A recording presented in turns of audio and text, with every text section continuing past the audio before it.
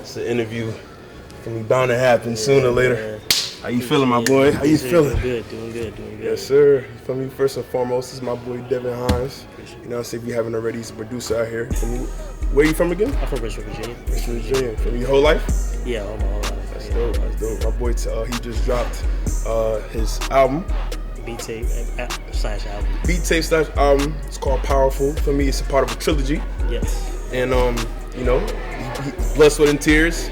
But it's finally out. So if you haven't already, make sure y'all go ahead and stream it right now. It's on YouTube. You want to put the YouTube real quick? YouTube, the Sound Effect Stories. Go look it up, Sound Effect Stories. That's YouTube channel called. So, That's dope. So is this the last of the trilogy, or you got one more to go? This is the first of 3 series. Oh, this is the first one? Yeah, first 3 series. Okay.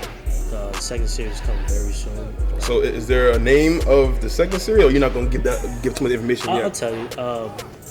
So I'll tell you the 2 that we're doing so far. So first one, obviously today is the Powerful. Little. But also got the Attention. Oh, okay. And then we got Discipline. So that's all excited. Each track got each album got 10 songs. So it's gonna be 30 beats entirety. That's fire. Yeah, so I'm very excited about that. So I have a question for you. Yeah. These names have a particular meaning to you? Power means a lot to really for anybody who wants to have control of their life. You know what I'm saying? Pretty much. That's really the main thing about it. I go more into depth on my YouTube on the YouTube description page. Right. So it goes a little bit more in depth about how I want to present the album. So that's cool. That's a bet, bro. Yeah. For me. So it's 10 songs for every album too. Yeah, 10 joints. Yeah. So like, what kind of what sparked the idea of the trilogy? Well, I'm gonna keep it real. I wanted to make a beat tape since like 2022. Mm-hmm. I always wanted to do it, and it finally happened. You know what I'm saying? Like, dude, I've been making music for like 6 years. It's crazy. 6 years. So thinking about consistently, or like any breaks? Consistently. Wow. Consistently. So I feel like the most time I didn't spend making beats was when I started my freshman year in college. I was in Brightport Community College. Okay. That was really like the time I couldn't really make beats. Mm-hmm. The schedule was all messed up and everything like that. This is the time. Happens, bro. You're a student trying to. No, it was really because this is during the COVID time. Oh yeah, right. So when it was 2021, and I remember the workload that they had for students to do was like crazy. It was crazy. Yeah, it was, and then for it to be online, yeah, even online, worse. Yeah, online a little bit. Yeah, a lot of my classes was online, and that's what kind of made it worse right there. And you live and you learn, but yeah. Yeah, bro. In total of how many beats you made? Like you made like triple digits, or I probably made like 800 beats. Damn. So like you can see the progression through the whole journey. Absolutely. That's fire. You can ask like my parents like this is really like the thing I really get excited about. I don't really get excited about a whole lot of things besides like maybe just my job. Right. Like, college, it's great for me. Like, I'm glad I went to college because of my job. But other than that, it was just music. I was just going to church. That's really it. So who's your influences as far as music? Man, it's a lot.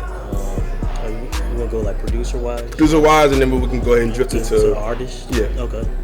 I would say Jay Dilla. Sorry. Shout out to my boy Jay Dilla, yeah. Definitely say like Twami. I heard of Twami. Yeah. Is he he's not DMV. Where are you from again? Well, he's originally from Virginia. Yeah. Oh, but he he lives in like the Virginia, like not. Well, I guess you want to say DMV because when I think of DMV, I'm thinking just DC. Oh, DC, yeah. Yeah, because you know how I was saying like the DC and Maryland. Yeah, Maryland, all that. Yeah. I guess they empowered that title for me. Because you know when I understand like we like how to explain it. Like I live in Virginia all my life. We always say Virginia. Yeah, right. Yeah, so it's no shade to nobody. No shade. It's just like it's how it is. Where I grew up and everything. Right. I came in and it was Where Virginia. From? I'm from Jersey. Oh, you from New Jersey? New Jersey, West New York, man. I've been to New Jersey one time. Really? What part? It was I just went to a mall. Was the mall nice though?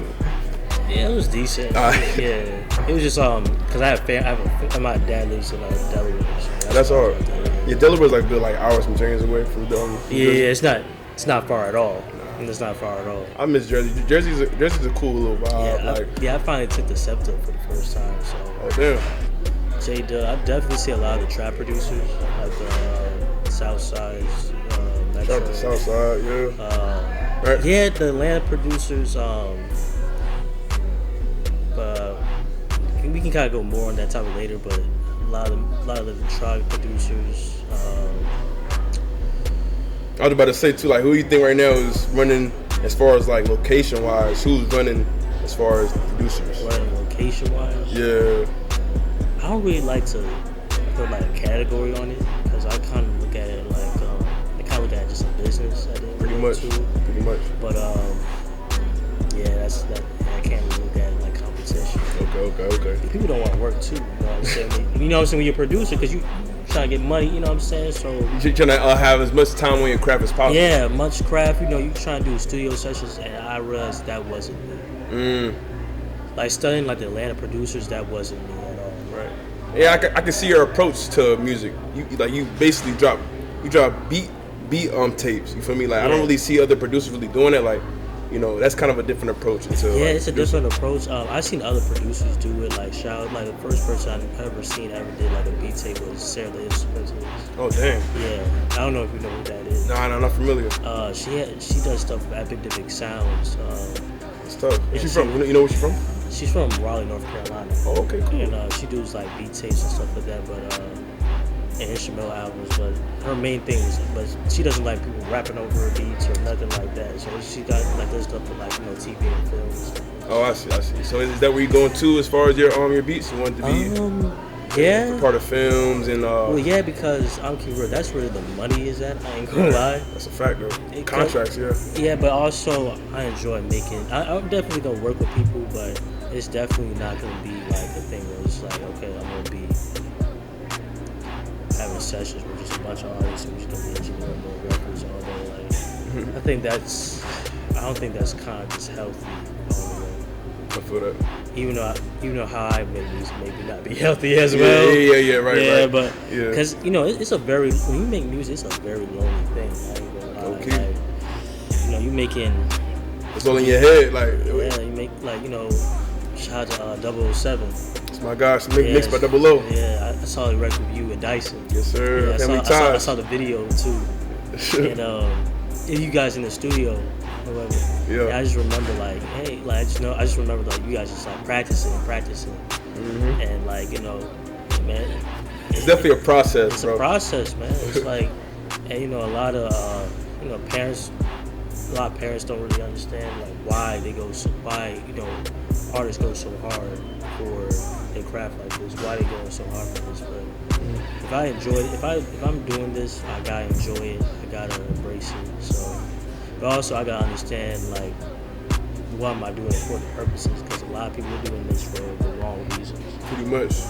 I think for me, bro, I think making that tape, maybe you just, like, fall in love with just creating something. Like, with Dice? Yeah, like, that was my first time ever making an actual song, like, with actual production. Yeah. So, like, to hear how, like, the audio sound and hear, you feel me, everything just sounds smooth. Hear it 100 times? Yeah, yes, bro. Like, once we made it, bro, like, we left the studio, like, for a good week, bro. I just kept listening to it, bro, because it was like it sounded very professional. Yeah, So, like, where do you see yourself, going in the near future? Is this your last semester, or you have next semester? Next semester. So, like, boom, after semester, once you graduate, like, living in your world, bro. Like, where do you see yourself going as far as your art? You know what I'm saying? I'm not trying to go to the top with it, bro. I'm gonna keep it real honest with you. Just because sir, it's just how like the producing game is, and I understand why people want to do it, bro. I understand, but at the same time, I don't think God wants me to do it. You know what I'm saying? Just being honest. With my art, I definitely want to make vinyl records, sell vinyl and produce CDs, because I feel like those albums will connect more with vinyl, just be having a tangible art with it. You know what I'm saying? Yeah, that's a fact. And I ain't gonna lie, also too, like putting chin, like recently I've been actually, invested into like wanting to get like my own little not cassette tape. What's it called? A little vinyl player. Vinyl player, okay. Yeah, I've been kind of interested in getting my own. It's funny. I gave my brother a vinyl player for his birthday. Really? Yeah. That's dope. That's a dope gift. Yeah, it's a dope gift. I'm definitely gonna get one day, but I don't have the space for it. I ain't gonna lie. I don't That's have the a space bet. for it, but definitely gonna buy some vinyl. I'm ready for that. I think that's gonna be dope for me. And plus, Yeah, the too, only thing about vinyl, well, the good thing about vinyl is that you can sell it, and you know what I'm saying, but it does cost some money. You know what I'm saying? yeah. But it's worth it though. It's worth it definitely. So like, what is some advice to give to anybody that's in producing right now that's just starting off, and you know, obviously it's not gonna be overnight success, but like, what is some advice, you know what I'm saying, for their process of, you know, being a creator in their creative First, process? I will say, you know, get your business together. Yeah. So that's a big thing out here. Because you want people to eat off your work. Pretty much. People don't know about this, but this thing called black box royalties. Oh damn. So Basically like royalties. royalties hasn't been like basically collected or haven't been registered. So it's like basically these black box royalties, but here's, you have to basically claim those rights in the first 2 years, if you know what I'm saying. Because if you don't, it's gonna be, you know, the money is gonna be sent to the biggest artists.